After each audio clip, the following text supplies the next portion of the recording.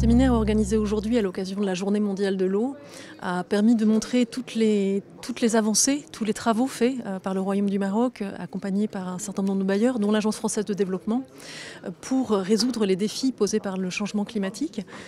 Pour l'Agence française de développement, c'est 1 milliard d'investissements depuis 1992.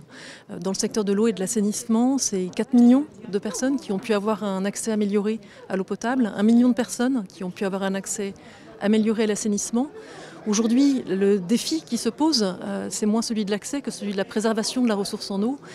Au cœur des débats aujourd'hui, les solutions,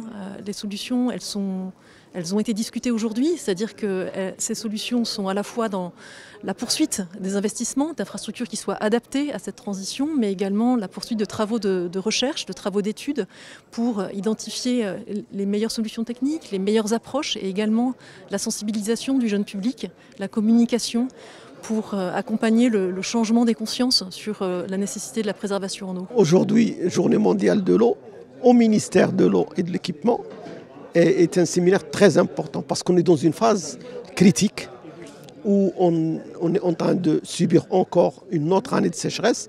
Et malgré les précipitations, la règle, c'est vraiment de poursuivre et renforcer, accélérer les projets. Il y a les projets de l'État, le ministère en a parlé, les différents acteurs, que ce soit le ministère de l'Agriculture, que ce soit le ministère de l'Intérieur ou les agences PH, mais aussi la coopération internationale, on en parlait. Mais nous, en tant que civils, on a insisté sur un volet très important, c'est qu'il faut qu'il y ait une synergie. Il faut impliquer les citoyens et tous les acteurs, surtout les grands consommateurs, l'agriculture, le tourisme, l'industrie.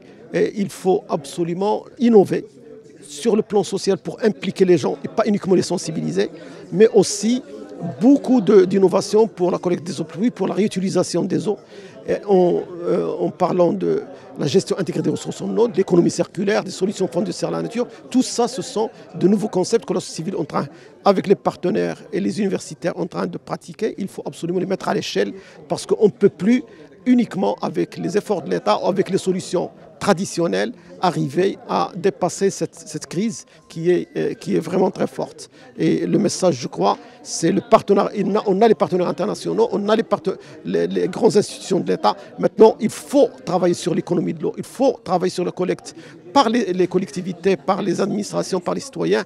Il faut parler aussi de la réutilisation.